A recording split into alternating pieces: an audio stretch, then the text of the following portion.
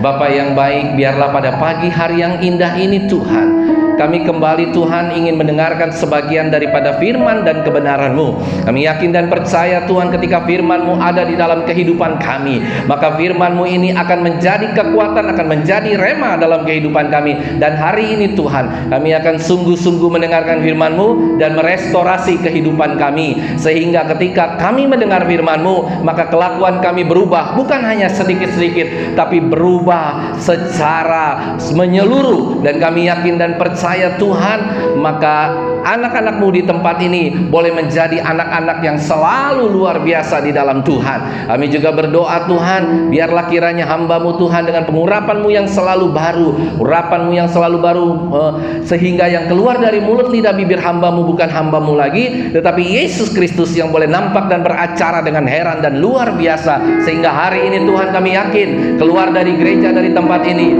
kami tetap menjadi murid Kristus yang setia. Kami tetap menjadi murid Kristus yang luar biasa, karena kami yakin dan percaya berjalan bersama dengan Tuhan, kami akan lakukan perkara-perkara yang besar. Terima kasih Bapa yang baik, berfirmanlah. Kami akan duduk diam mendengarkan firman-Mu seperti telinga seorang murid dan hati seorang hamba. Seluruh umat Tuhan yang percaya kita katakan bersama-sama, amin. Sekali lagi kita katakan bersama-sama, amin. Haleluya. Shalom Bapak Ibu Saudara. Pagi hari ini kita akan melihat ada satu topik baru, yaitu manusia baru dan sukacita ilahi. Manusia baru dan sukacita ilahi. Mari kita buka Injil Matius pasal 9 ayat 14 sampai 17. Matius pasal ke-9 ayat 14 sampai ke-17. Kita akan belajar firman Tuhan. Di situ topiknya tentang berpuasa. Tapi kita nggak bahas tentang berpuasa, tapi kita akan membahas ini lebih ke dalam tentang hal manusia baru dan sukacita ilahi. Yang sudah ketemu katakan amin. Mari kita bangkit berdiri. Kalau Bapak Ibu Saudara sudah menjumpai ayat ini, untuk kita mendengarkan kebenaran firman Tuhan. Matius pasal ke-9 ayat yang ke-14 sampai ke-17 saja. Saya baca ayat 14. Kemudian datanglah murid-murid Yohanes kepada Yesus dan berkata, "Mengapa kami dan orang Farisi berpuasa, tetapi murid-murid-Mu tidak?" Ayat 15, 1, 2, 3.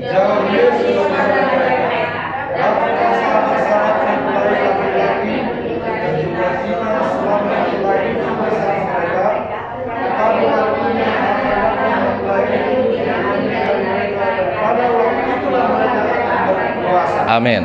Tidak seorang pun menambalkan secari kain yang belum susut pada baju yang tua. Karena jika demikian, kain penambal itu akan mencabik baju itu, lalu makin besarlah koyaknya. Ayat yang ke-17 kita baca bersama-sama. 1, 2, 3. Begitu pula anggur yang baru tidak diisikan ke dalam kantong kulit yang tua, karena jika demikian kantong itu akan koyak, sehingga anggur itu terbuang dan kantong itu pun hancur. Tetapi anggur yang baru disimpan orang dalam kantong yang baru pula, dan dengan demikian terpeliharalah kedua-duanya. Tuhan Yesus memberkati. Bisa biar direkam. Gagal.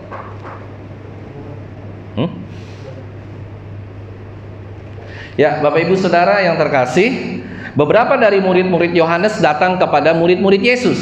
Jadi saat itu Yohanes sudah punya murid. Yesus punya murid, Yohanes punya murid. Yohanes murid Yesus, tetapi Yohanes sudah punya murid. Berarti dia sudah berhasil menjadikan murid. Nah, oleh karena itu di sini ada hal yang mungkin akan kita lihat. Ada beberapa hal yang kita lihat ternyata kurang sinkron.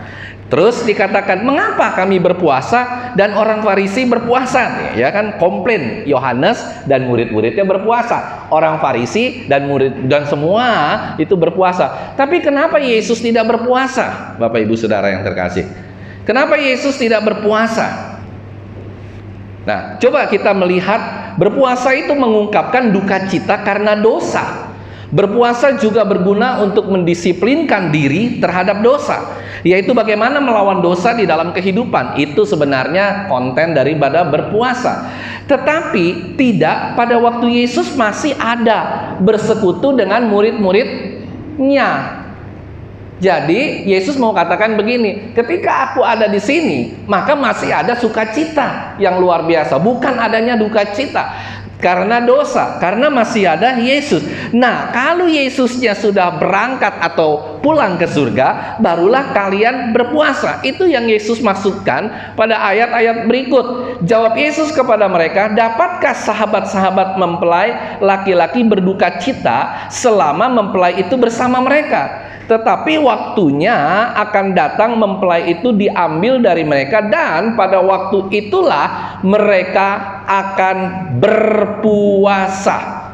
Nah, Bapak Ibu Saudara yang terkasih, di sini kita bisa melihat bahwa ternyata Yesus itu ingin mengajarkan sesuatu. Tetapi anehnya pada waktu ayat ke-16 kayaknya nggak sinkron nih. Lagi bicara tentang puasa, ya. Tiba-tiba bicara soal apa tuh? Kain, saudara. Ya kan? Ini kelihatannya nggak sinkron nih. Ada apa, saudara? Ya kan? Tidak seorang pun menambalkan secari kain yang belum susut pada baju yang tua. Karena jika demikian, kain penambal itu akan mencabik baju itu, lalu makin besarlah koyaknya. Ayat 17.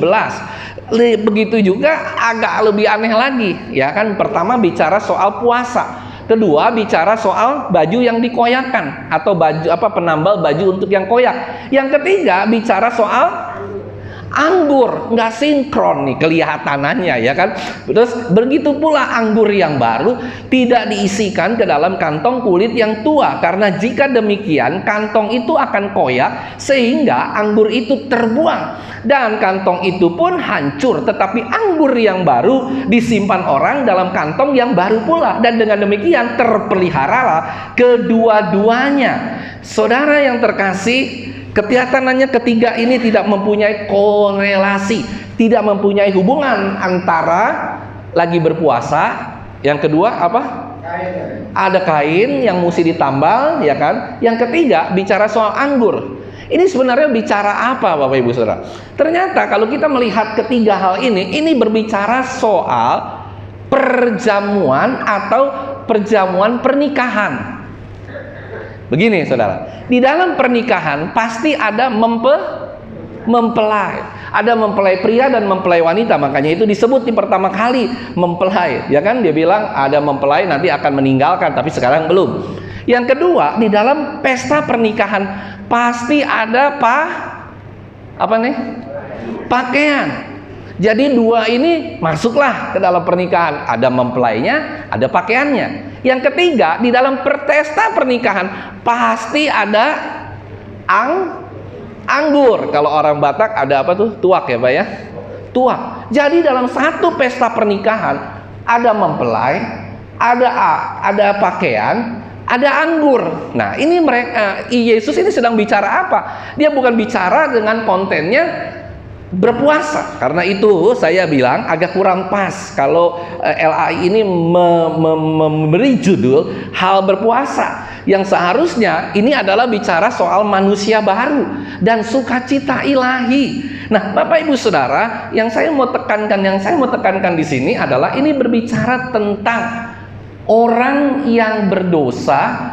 Tidak bisa dosanya itu copot sedikit-sedikit.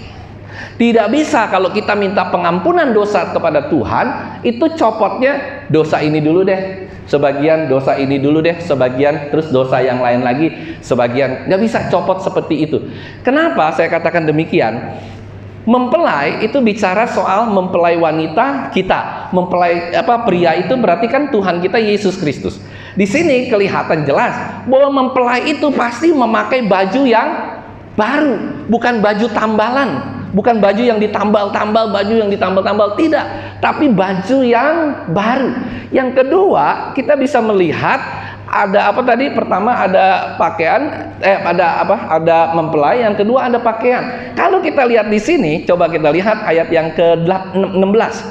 Tidak seorang pun menambalkan secari kain yang belum susut pada baju yang tua. Nah, jadi begini Bapak Ibu Saudara, kalau kita mau menambal baju, yang tua, terus kita pakai kain yang masih muda, kain yang masih baru, terus kita tambal. Coba Bapak Ibu Saudara tes di rumah. Maka ketika kita selesai menambal, nggak lama kemudian kain itu akan susut. Nah, susut sehingga jadi robek, pakaiannya itu bukan makin bagus, maka jadi robek.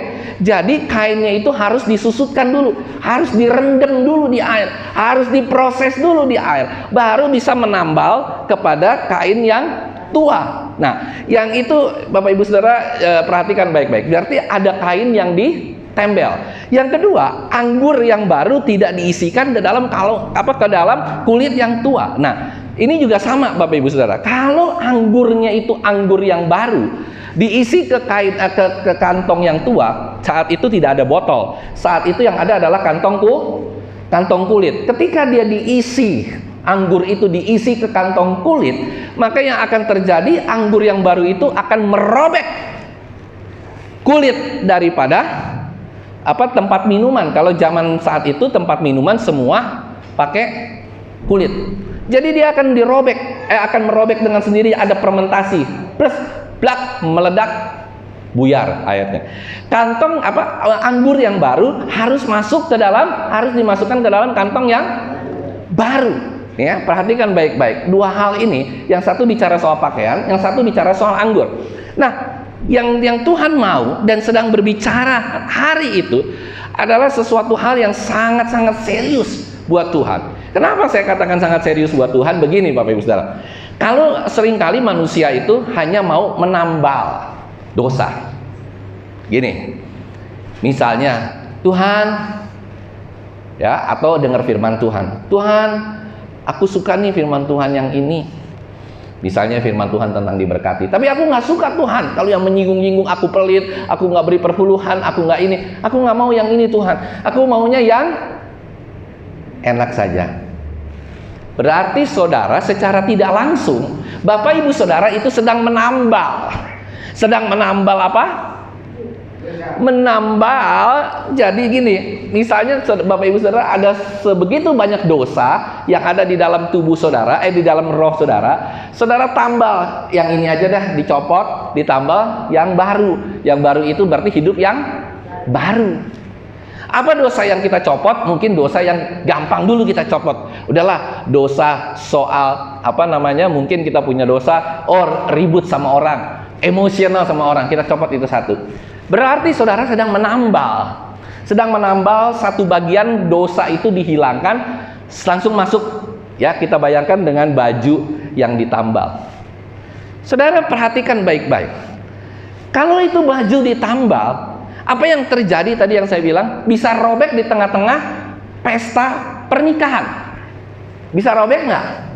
Bisa. Nah, itu baru satu yang ditambal. Nggak lama kemudian, yang ini lagi deh, dosanya yang ditambal. Nah, ketika saudara masuk ke dalam pesta pernikahan, nanti, pesta yang saya maksud adalah pesta pernikahan surgawi, apa yang saudara bawa? Baju yang compang-camping, baju yang penuh dengan tambalan. Ini ditambal ya kan, celana jeans dia ditambal, semua ditambal saudara, ya kan, masuklah ke pesta pernikahan. Jadi waktu saudara masuk pesta pernikahan, seperti saudara masuk hari ini ke dalam gereja hari ini, maka saudara itu penuh dengan tambalan. Ada haleluya. Jadi yang Tuhan tuh kalau melihat dari atas, wah, dari view dari atas, ini orang kok semuanya tambalan. Saya tambal kiri, tambal kanan, tambal depan, tambal belakang. Semua baju saya penuh dengan tambalan. Baju rohani, bukan baju jasmani ya. Penuh dengan tambalan. Dan itu nggak akan pernah berhasil dalam kehidupan manusia. Ada haleluya. Tidak akan pernah berhasil. Saudara mencopot dosa yang satu, ya kan, masih ada dosa yang satu. Saudara copot dosa yang kedua, masih ada yang ketiga. Saudara copot lagi, masih ada. Ya, yang saya mau katakan adalah begitu juga dengan anggur. Makanya dia bilang anggur itu bicara soal sukacita. Sukacita anggur itu bicara soal firman Tuhan. Oleh karena itu kita nggak bisa pilah-pilih firman Tuhan. Yang ini saya senang, yang ini tidak senang. Yang ini oke, saya bertobat karena firman Tuhan yang seperti ini. Yang ini saya tidak bertobat terhadap firman Tuhan yang ini. Saya nggak mau yang ini. Saya nggak mau dikatain saya pelit. Saya nggak mau dikatain saya nggak begini. Saya nggak mau saya dikatain orang yang seperti ini. Saudara, buang itu firman Tuhan. Tidak nyantol ke dalam hati kita. Nah, sedangkan yang saudara suka menurut menurut telinga saudara, saudara masukkan ke dalam hati saudara, ini dia. Nah, sehingga itu hanya berupa tambalan. Karena itu dikatakan anggur yang baru tidak akan pernah bisa masuk ke dalam kantong yang lama, akan pecah. Karena itu yang Tuhan inginkan dengan firman Tuhan hari ini adalah Dia tidak mau kita hanya setengah-setengah. Dia tidak mau kita hanya sepotong-sepotong di dalam mengikut Kristus, di dalam meminta pengampunan dosa. Tuhan mau kita benar-benar tidak ada tambalan kiri, tidak ada tambalan kanan. Yang Tuhan mau kita berganti total menjadi manusia yang baru. Baru kuasa Tuhan bisa bekerja dalam kehidupan kita. Yang percaya katakan amin. Mengapa orang Kristen tidak pernah bisa berkuasa? Orang Kristen tidak pernah penuh dengan kuasa Roh Kudus karena Roh Kudus yang masuk ke dalam kehidupan kita, Roh Kudus yang bekerja dalam kehidupan kita juga tidak maksimal, setengah-setengah. Sehingga kita tidak akan bisa merasakan ada begitu hal yang begitu powerful dari kuasa Roh Kudus, ada begitu hal yang dahsyat daripada kuasa Roh Kudus, sehingga kita tidak bisa menikmati kuasa Tuhan yang terjadi dalam kehidupan kita. Ada haleluya. Itulah Bapak Ibu Saudara, hari ini kita belajar. Mungkin agak simpel dan singkat ya firman Tuhan hari ini, tetapi yang kita mau belajar satu hal. Yuk bersama-sama kita hari ini kita buang, kita tanggalkan kehidupan kita yang lama, kita lempar kehidupan kita yang lama semua. Tetapi bukan hanya sedikit demi sedikit. Banyak hamba Tuhan yang mengajarkan, ayo kita bertobat. Nanti tobat yang satu progresif. Ya, memang benar. Tapi hari ini atau hari ketika saudara bertobat, benar-benar bertobat, merestorasi semua, melepaskan semua yang jahat yang lama, kehidupan kita yang lama kita lepaskan, kita baru masukkan pakaian yang benar-benar baru dan bukan tambal-tambalan. Yang percaya katakan Orang kalau saya merefleksikan ini juga salah satu ke dalam kehidupan nyata. Orang kalau punya hutang, ya, lu tambal kiri, tambal kanan, tambal depan, tambal belakang, nggak akan pernah bisa selesai. Gimana caranya melepas dari hutang? Ya udah semua tinggalkan, apa yang kau punya kau lakukan, yang belakang sudah tidak ada, yang depan saudara lakukan, melangkah ke depan dengan kehidupan yang baru. Hutangmu harus selesai semua, baru kehidupanmu akan benar. Jadi kalau kita ini penuh dengan tambal kiri, tambal kanan, jadi orang seringkali bangga ya, termasuk saya mungkin pendeta, wah hebat ya, tapi enggak, ternyata hidup saya masih penuh dengan tambalan. Ya kan, ketika saya bergerak sedikit, ketika saya mungkin memberitahukan kepada orang itu malah jadi tersinggung karena saya masih manusia tambalan. Katakan kiri kananmu, aku nggak mau jadi manusia tambalan. Kalau ban boleh ditambal. Ada haleluya. Katakan kiri kananmu, jangan jadi manusia tambalan. Aku bukan tambal ban. Bukan berarti tambal ban itu profesi yang jelek. Tidak. Saya tidak menghina, jangan seperti yang kemarin kan tukang bakso. Ya, saya tidak ke sana. Tetapi kita tidak mau manusia yang tambal-tambalan. Saudara tahu, kalau anak-anak muda paling senang kalau saya lihat, itu juga yang jadi presenter saya, yang itu namanya Karen, itu kalau pakai celana selalu sobek. Saya mau tanya Grace sama Deborah, yang sobek itu harganya mahal nggak? Hampir sama, bahkan mungkin lebih mahal. Effortnya lebih banyak, harganya lebih mahal. Tapi ketika itu hujan, saudara sedang hujan, saya mau tanya, kalau jeans pantatnya bolong, kakinya bolong, baju sompeng kiri, sompeng kanan, bolong-bolong, kalau hujan masuk air nggak? Belinya mahal, airnya tidak elok dipandang, saudara. Jadi serba kacau balau. Itulah yang terjadi dengan kehidupan kita ketika kita berdosa dan kita tidak melepaskan seluruh dosa kita, seluruh loh, bukan hanya satu bagian demi satu bagian demi satu bagian, tapi seluruh bagian dosa kita lepaskan. Benar-benar, Tuhan, aku nggak mau lihat lagi ini, aku mau memakai pakaian yang baru, maka aku bisa masuk ke dalam pesta pernikahan yang kudus itu dengan pakaian yang baru, bukan dengan tambalan. Ada haleluya. Kita rindu mulai hari ini. Yuk kita bersama-sama memikirkan hal ini. Memang ini nggak mudah. Kita harus rela segala kelakuan kita yang kita sayang. Kan kadang-kadang dosa itu macam-macam ya. Ada dosa yang memang kita nggak sayang, Pak, Bu. Tapi ada dosa yang kita sayang. Ada haleluya. Saudara berasa nggak ada dosa yang kita sayang? Halo? Salah satunya apa ini? Itu kita sayang. Ada amin? Di sini nggak ada yang ngerokok ya? Haleluya. Itu dosa yang paling kita sayang. Mau buang susah. Udah deh Pak, ya kan? Yang tadinya 1 bungkus 1 hari jadi berapa? Setengah bungkus. Yang setengah bungkus nanti, aduh deh 1-2. Kita bilang sama istri kita, udah deh mah 2 sehari 2 batang aja dah. Itu sebenarnya saudara nggak menyelesaikan persoalan, penuh dengan tambelan saudara, ya kan? Misalkan orang pelit juga kan, udahlah saya mau pelitnya, tadinya pelitnya saya 100 ya kan, saya kasih si A 100, sekarang pelitnya saya rubah dah, jadi saya bisa kasih 200, nggak menolong saudara.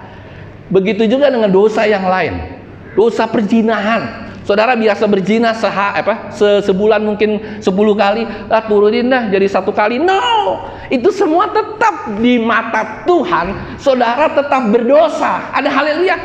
Tidak ada yang kurang. Saudara ngurangin rokok tidak berkurang. Minuman keras, oke lah 1 hari kita minum 20 botol. Besok kita turunin 10 botol. Turunin lagi 5 botol. Tidak bisa. Karena suatu saat dosa itu akan kembali lagi dan lebih banyak lagi. Ada haleluya. Yuk mulai sekarang, mulai hari ini kita sadar ternyata ini rupa-rupanya bicara tentang hal tersebut. Tidak seorang pun menambalkan secari kain yang belum susut. Dan yang terakhir adalah begitu pula anggur yang baru tidak diisikan ke dalam kantong kulit yang tua. Karena jika demikian kantong itu akan koyak sehingga anggur itu terbuang dan kantong itu pun hancur. Tetapi anggur yang baru, saudara lihat baik-baik, anggur yang baru disimpan orang dalam kantong yang baru pula, dan dengan demikian terpeliharalah kedua-duanya. Yang saya mau katakan satu hal di sini dan kita serius. Begini saudara,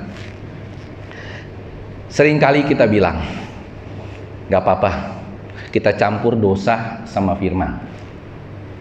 Kalau saudara masih mencampur dosa dan firman dan Roh Kudusmu tidak akan pernah bisa hidup dalam hati nuranimu yang paling dalam. Ya apa ya? Karena dosa masih ada. Terus saja ada dosa, terus aja kuasa Roh Kudus. Nah sehingga ini terjadi tarik menarik dan akhirnya nggak ada hasilnya buat Bapak Ibu Saudara. Yang harusnya kita lakukan adalah kita benar-benar minta sama Tuhan, komitmen, Tuhan, aku hapus semua dosa, aku nggak mau lagi menoleh, aku nggak mau lagi melakukan yang itu, kita buang. Baru ketika saudara mendengar firman, maka firman itu akan menjadi firman yang hidup dalam kehidupan kita. Ada haleluya. Orang menikah, saya mau kasih tahu ya, mungkin nanti anak-anak youth kita ini udah pada gede-gede ya kan, masuk Deborah atau masuk Grace, masuk yang lain. Jangan pernah menikah kalau saudara tidak pernah punya komitmen 100% antara pasangan suami dan istri. Kalau saudara hanya setengah-setengah, itu akan menjadi malapetaka yang besar di dalam kehidupan pernikahan saudara pada masa yang akan datang. Mesti benar-benar full dan benar-benar penuh dengan komitmen 100%. Pernikahan itu bukan sehari, bukan sebulan, bukan setahun, bukan 2 tahun. Ada haleluya? Pernikahan itu berapa lama? Selamanya. Makanya nanti kalau anak saya yang pertama mau nikah, saya akan sidang terlebih dahulu sebelum pendeta lain memberikan pengarahan. Saya akan sidang berapa kali pertemuan Saya akan tanya, ini serius? Ya kan, jadi kalau memang serius, ya kan, bukan hanya serius, nanti saya akan tanya pertanyaan-pertanyaan yang sehingga apakah ini benar-benar serius atau tidak serius gitu kan, dibelah-belah. Si cowok ditanya, si cewek ditanya, nanti saya coba lihat jawabannya sama nggak, nanti saya akurin nih, sehingga kita bisa mengerti apakah totalitas benar orang itu menikah. Karena ketika kita menikah secara rohani dengan Tuhan itu sudah menyerahkan seluruhnya buat kita. Yang percaya katakan amin. Bagaimana dengan kita? Jadi kalau dua ini tidak sepadan, yang satu menyerahkan penuh, yang satu tidak menyerahkan, kita sebagai mempelai wanita tidak serius dan sungguh-sungguh sama Tuhan, maka apa yang akan terjadi? Kita nggak akan pernah bisa dapat kuasa Tuhan. Kita nggak pernah hidup penuh dengan sukacita. Kita nggak akan pernah bisa hidup penuh dengan damai sejahtera. Hidup kita selalu pusing. Begitu juga dengan pasangan suami istri. Ketika si suami memberi dengan yang terbaik, tapi istrinya tidak, atau terbalik, istri memberi yang terbaik, sang suami tidak, maka suatu saat, soon or later, cepat atau lambat, bom itu akan meledak dan saudara akan divorce, bercerai. Sama seperti kita mengikut Kristus. Kalau kita tidak sungguh-sungguh 100% terhadap Tuhan, karena Tuhan sudah sungguh-sungguh 100% mencari kita akan divorce, kita akan mental dari Tuhan, dan kita tidak akan pernah lagi bisa bersekutu dengan Tuhan. Yang hari ini yang Tuhan mau buat kita semua, dan kita semua mengerti hari ini, yuk mari kita menyerahkan seluruh kehidupan kita ke dalam tangan Tuhan dan membuang segala macam dosa-dosa kita. Tidak ada satu cuil pun yang ada di dalam tubuh kita, sehingga ketika kita beribadah seperti ini, Tuhan melihat kita, wah, semua anak-anak GBI Aberta sudah pakai pakaian yang baru. Ada haleluya. Datang ke tempat ini semuanya mengenakan jas yang baru, pakaian yang baru, bukan pakaian yang ditambal, bukan pakaian rohani yang compang-camping. Bahkan kadang-kadang nggak sempat ditambal, bolong kiri tambal kanan, bolong kiri. Dan saya mau sebut, jangan jadi pengemis di gereja. Bukan pengemis minta uang, bukan. Kalau pengemis pakaiannya compang-camping nggak? Banyak tambalan nggak? Sedih kalau Tuhan melihat kita hanya sebagai pengemis yang datang kepada Tuhan, sementara di sini kita hebat, bersorak-sorai, luar biasa. Padahal Tuhan melihat pakaiannya compang-camping, pakaiannya penuh dengan tambalan. Oleh karena itu, firman Tuhan itu tidak akan pernah bisa masuk 100% penuh dalam kehidupan kita kalau kita masih menyimpan dosa, kalau kita masih menyimpan hal-hal yang tidak baik. Oleh karena itu, bertobatlah. Waktunya sudah dekat dan kita serius sungguh-sungguh bertobat. Tugas kita hanya satu, Tuhan, saya punya dosa yang Tuhan tahu, dan saya juga tahu, saya mau lepaskan ini semua, dan saya tidak berbuat dosa lagi, tidak minum minuman keras lagi, tidak merokok lagi, tidak berzina lagi, tidak berjudi lagi, tidak korupsi lagi, tidak melakukan hal-hal yang tidak benar. Karena kalau hanya saudara copot 1, 2, 3, 4, masih ada ketinggalan yang satu, saudara itu tetap tambalan. Yang Tuhan mau hari ini, jangan pernah menambal apapun dalam hidup. Yang Tuhan mau hari ini, yuk mari sama-sama kita rentah semua, pakai pakaian yang baru. Katakan kiri kanan, yuk hari ini dan mulai minggu depan kita datang ke gereja ini pakai pakaian baru rohanimu. Ada haleluya, bertobat, minta ampun sama Tuhan, dan serius sungguh-sungguh, barulah firman Tuhan ini bisa masuk sepenuh hati dan bisa hidup dalam hidup kita. Kalau tidak, firman Tuhan ini masuk, saudara, masuk. Bukan saya bilang nggak masuk, tapi dia tidak bisa hidup. Hari ini masuk, nanti saudara pulang sudah tidak bisa hidup, mati. Tapi ketika saudara sudah tidak ada lagi dosa dalam hidup kita, kita udah serahkan semua, plong hati kita, aduh Tuhan, plong sekali. Maka ada firman Tuhan. Anggur bicara soal apa? Sukacita. Ada haleluya. Pakaian bicara soal apa? Sukacita. Yang Tuhan mau, orang-orang Kristen sesulit apapun tantangan, rintangan, pencobaan, ayo kita hadapi. Tapi kita harus, yang paling utama adalah kita harus buang dosa kita ke belakang, jauh ke belakang. Dan kita mengenakan pakaian baru. Apakah masih ada pencobaan? Ya.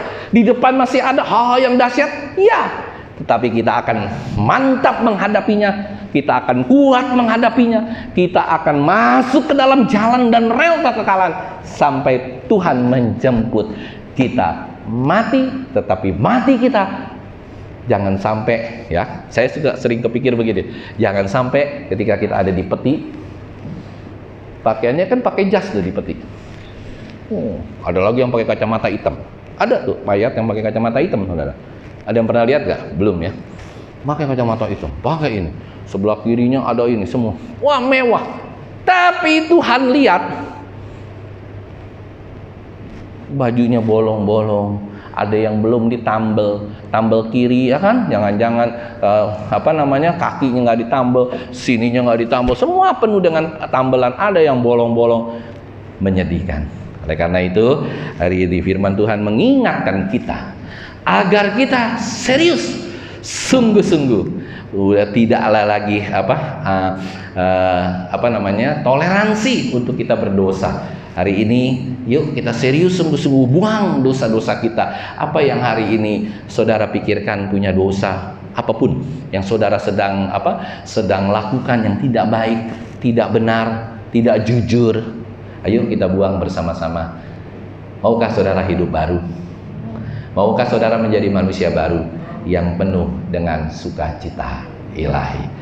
Saudara akan bebas karena kebenaran akan memerdekakan saudara. Ada haleluya? Kebenaran, di mana ada kebenaran. Yesaya katakan pasal 32 ayat 17, di mana ada kebenaran, di situ akan timbul damai, sejahtera, dan sukacita ilahi.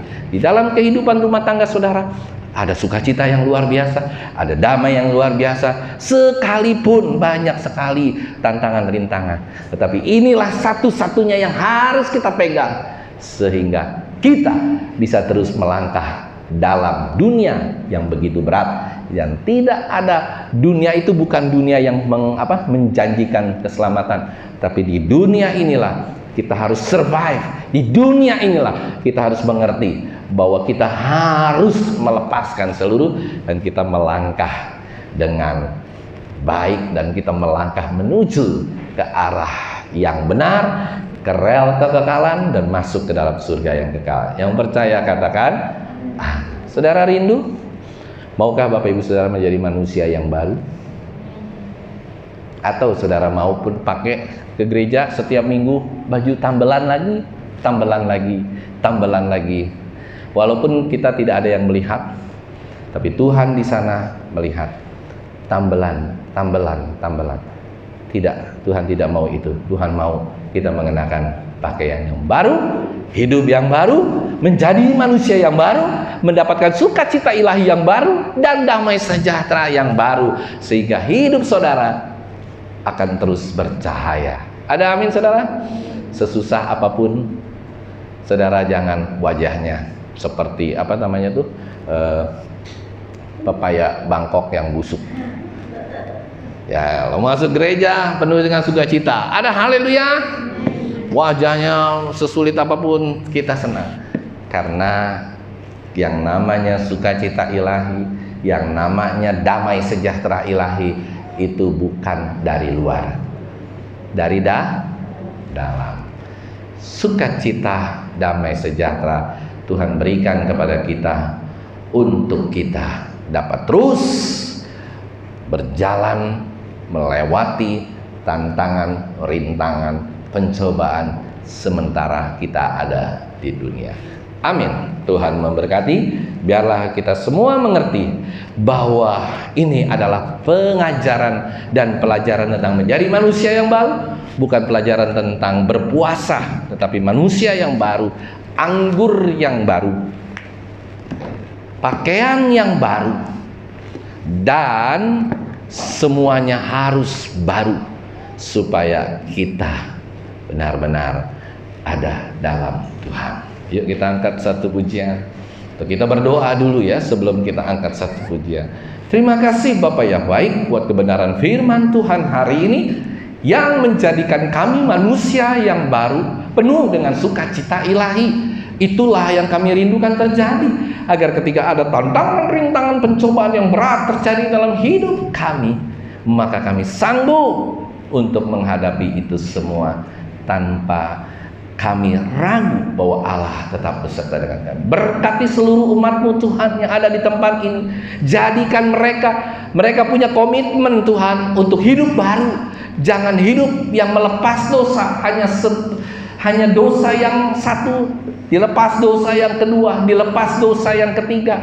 Itu tidak akan memberikan jawaban. Tetapi Tuhan hari ini tolonglah mereka, berilah hati mereka Tuhan untuk dapat merestorasi semua dosa-dosa mereka, sehingga kami hidup baru, kami hidup merdeka, kami hidup penuh dengan sukacita ilahi dan damai sejahtera. Terima kasih Bapa yang baik. Haleluya. Amin.